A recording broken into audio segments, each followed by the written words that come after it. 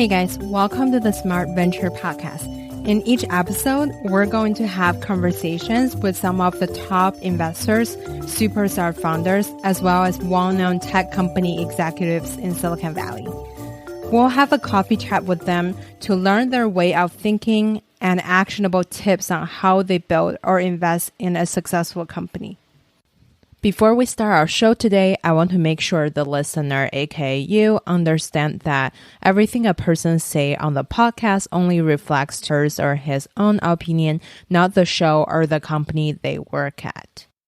Our guest today is an author of the New York Times and Wall Street Journal bestseller, Candor. Prior to being an author, she led AdSense, YouTube, and double-click online sales and operations at Google. And then she joined Apple to develop and teach a leadership seminar. She has been a CEO coach for Dropbox, Twitter, Pig Games, Qualtrics, Torch.io, and several other tech companies. Her name is Kim Scott. This episode is the first part of the conversation with Kim. We'll focus on how Kim started her career in tech and what inspired her to create her best-selling book, Radical Candor. Welcome to the show, Kim. Oh, it's my pleasure. Thank you for having me. Kim, like I said before, I'm a huge fan of your book. You have a great career as an author. You founded your own company, Juice Software, and Radical Candor LLC. You've worked directly with legendary leaders like Larry Page and Sheryl Sandberg. To start off the show, I'd love to hear your side of the story on how you started your career in tech and how you got to where you are today. Yeah, I mean, it's funny. As we were saying before we started officially recording, my business career was one giant plan to subsidize my novel writing habit. So I came at all of this from kind of an unusual perspective. My first management experience actually began when I was living and working in Moscow. And I was hired by a diamond cutting company to set up a diamond cutting factory in Moscow. And I believed that the whole trick to management was sort of boring. I thought it was just about paying people. And I thought it would be easy in Russia because I had dollars, they had rubles. Rubles were worthless, dollars were worthless. I thought it would. And so I went and talked to these workers expecting they would jump at the chance to come work for me. But no, they wanted a picnic. So this surprised me, but picnic is not hard either. So I went with him on a picnic. And by the end of a bottle of vodka, I realized that what they really wanted was not so much money, but they wanted to know that their boss gave a damn. They wanted to know that if things went south in Russia, someone would help get them and their families out. And that was really the beginning of my management career. I realized that management was actually kind of interesting. It was about helping people achieve their dreams, and who doesn't want to do that? So that was the beginning. That was the very beginning. And then I went to business school and I did a couple of failed startups. And after the second one was failing, I called a classmate of mine from business school, Sheryl Sandberg. And I said, what should I do next? And she said, fly to California and come work at Google. And Google worked out a lot better than those two failed startups, luckily. But I got to the point after about 6 years there that I realized that I didn't really care about cost per click. That wasn't what was getting me out of bed in the morning, although that was what I was responsible for at a certain point. What really motivated me was, again, this question of management. And so I started looking around how to make thinking very consciously about what managers do and how they can do it better. I wanted that to be my full-time job. And there wasn't a job like that at Google at that time, but Steve Jobs at Apple had decided that he wanted to start Apple University and to really think about what management meant and how to teach managers how to be better managers. And Apple University had decided they were going to throw away all the management training they had and start from scratch. So this seemed like an interesting opportunity. So I left Google and I went to Apple and helped design managing at Apple. And then meanwhile, a friend of mine from Google became CEO of Twitter. Mhm. And he called me up and he said, why don't you help me build a class called Managing at Twitter? Mhm. And lo and behold, managing at Twitter was pretty much the exact same thing as managing at Apple, managing at Google, or managing at a diamond cutting factory in Moscow. The core aspects of management were the same thing. And that was what really inspired me to write the book and to become a CEO coach. As I was writing the book, I wanted to test out my ideas. And I was very lucky that Dick Costello hired me to be his CEO coach, and then so did Ryan Smith at Qualtrics and Drew Houston at Dropbox. So I had some great opportunities to test the ideas out in the book as I wrote. So that's it in a nutshell. Yeah, I think that's a legendary story. I love it. Besides those operating experiences as a leader, another factor seems like contributing to your success is that you created and maintained a great network.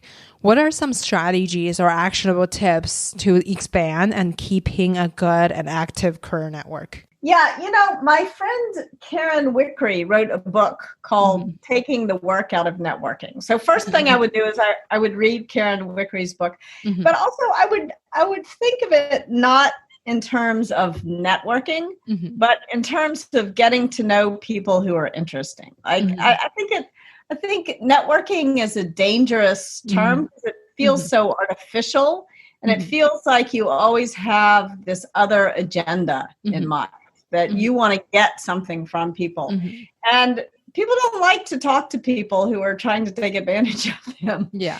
So I think the best advice I can give you is to really care about the people who you work with and to care about the people who you're meeting with as human beings, not just as sort of professional contacts. And then you're going to have more fun, and B, you'll be more successful. Absolutely. I love that you had coached so many great leaders. What are some skills or characteristics does those people have in common? What should young people do to acquire the skill or characteristic? Yeah, it's a great question. I think one of the things that I struggled with when I started writing Radical Candor is answering succinctly the question, what do managers do? And by the way, when I talk about managers and leaders, I don't like to draw a big distinction between the two. As far as I'm concerned, management and leadership are like forehand and backhand. You got to be able to do both. So what do managers do? It's tempting to say they go to meetings and they send a lot of email, right? But that's not the job. That's not the job. So what is the job? I think the job is threefold. You want to create a culture of feedback. You want to build cohesive teams, and you want to get stuff done. So those three jobs: feedback, team, results. And so what are the skills that you need to develop in order to be great at feedback, to be great at building a team, and to be great at helping a group of people get stuff done together? I think at the center of it all is the ability to form good relationships with the people who you're working most closely with. And I think this is tricky because the relationship between boss and employee, it is a real human relationship, but it has a terrible reputation in the world. When you think about it, you think about Dilbert, you think about all these sort of horrible, you think about The Office. And so how can you build a better, how can you rethink this relationship so that it is a positive relationship? And I think if you become the boss, one of the most important things that you can learn to do is to lay your power down. Because one of the most damaging things to a human relationship is a power imbalance. And so how can you lay your power down and really get to know people at a human level? And this is at the core of what Radical Candor is. Radical Candor is caring personally about each of the people who you work with at the same time that you're willing to challenge them directly. That's what Radical Candor is. It's also useful to define Radical Candor by what it isn't. So sometimes we remember to challenge directly, but we forget to show we care personally. That is obnoxious aggression. And very often, I used to call that the asshole quadrant, but I stopped doing that. And I stopped doing it for a very important reason, because then people would start to use the radical candor framework like another Myers-Briggs personality test. And I beg of your listeners, don't do that. Use it like a compass to guide conversations with the people you work with to a better place. So, problem with obnoxious aggression is very often when we land there, instead of moving the right way on the care personally dimension of radical candor, we move the wrong way on challenge directly. And we're in a place where we're neither caring nor challenging. And that is manipulative insincerity, the very worst place of all. And it's fun to tell stories about manipulative insincerity and obnoxious aggression at work. And in fact, the HBO TV show Silicon Valley mocked radical candor. And what they were really talking about, of course, was obnoxious aggression and manipulative insincerity, because that's where the drama of workplace sort of cultures gone awry comes from. But the vast majority of us make the vast majority of our mistakes when we do remember to show that we care. We really don't want to hurt somebody's feelings. And because we don't want to hurt their feelings, we fail to challenge them directly. And that is what I call ruinous empathy. So I think the most important thing that you can do as you're developing your management skills, your leadership skills, is to begin to distinguish between radical candor, obnoxious aggression, manipulative insincerity, and ruinous empathy, and to try to learn how to change some deeply ingrained habits of not saying the thing you need to say. Totally. I love the key concept of radical candor. Let's talk about the story behind the creation of the book. In the book, you mentioned your own personal management experiences at Juice, your startup company back in time. One of your employees is doing a terrible job, but he is a nice person, so you don't criticize him. At the end, you had to fire him because of the lack of feedback. You mentioned back in time your co-founder Ross led people at Google. He would ask his team members kindergarten experiences to understand where the person is coming from and what drives them. These are great stories on management. I think being able to reflect and recognize the management journey is really important.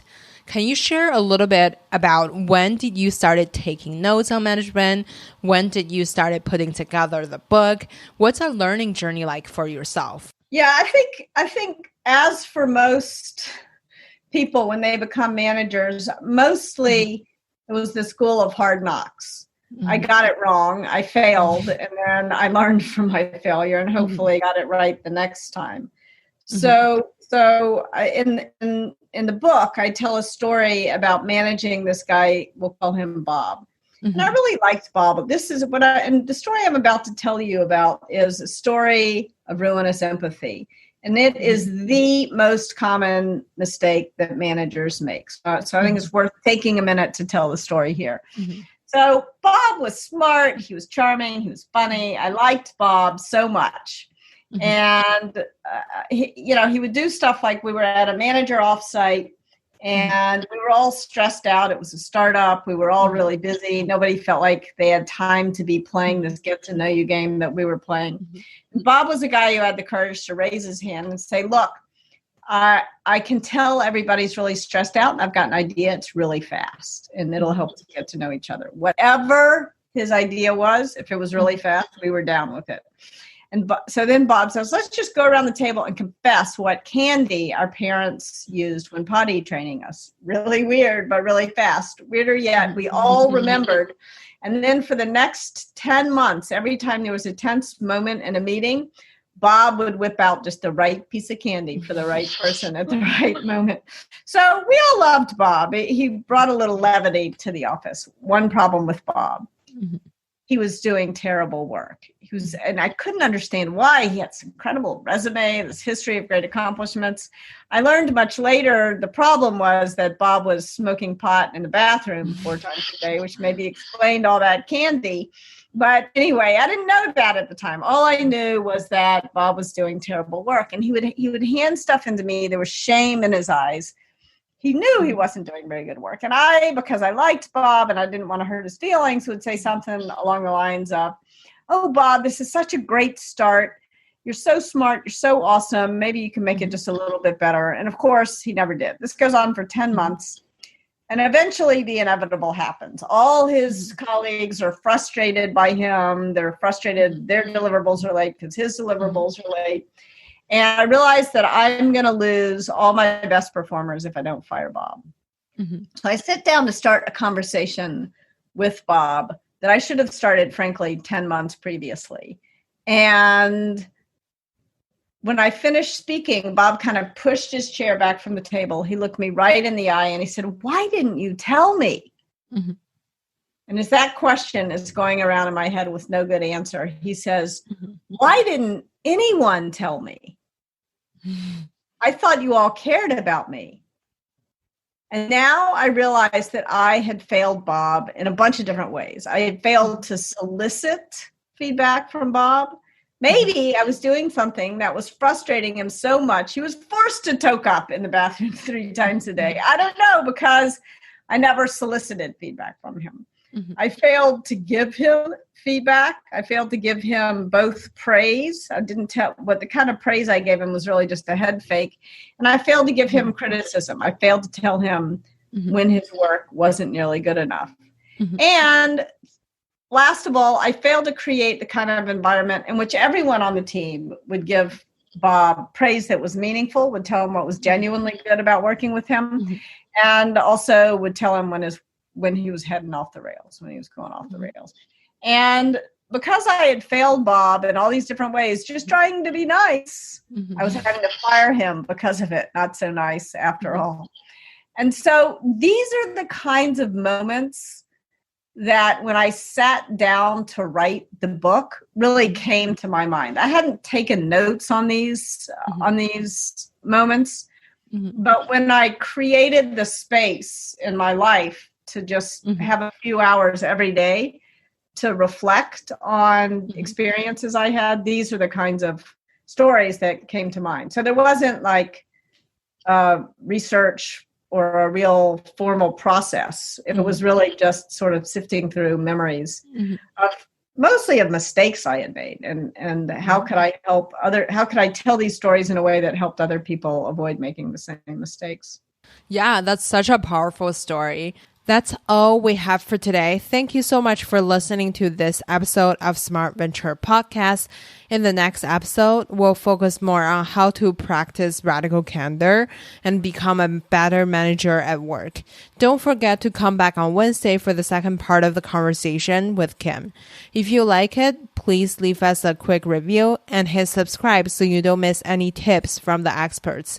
If you want to receive our updates, please leave your email at smartventurepod.com. If you want to connect with me, all my socials are at Grace Gong GG. Besides LinkedIn, it's just Grace Gong. I'd love to connect with you and let me know your thought about the show. Now, you can also listen to Smart Venture Podcast on YouTube. Go to smartventurepod.com, click the YouTube link on the top banner. Don't forget to hit subscribe and smash the like button. See you next time.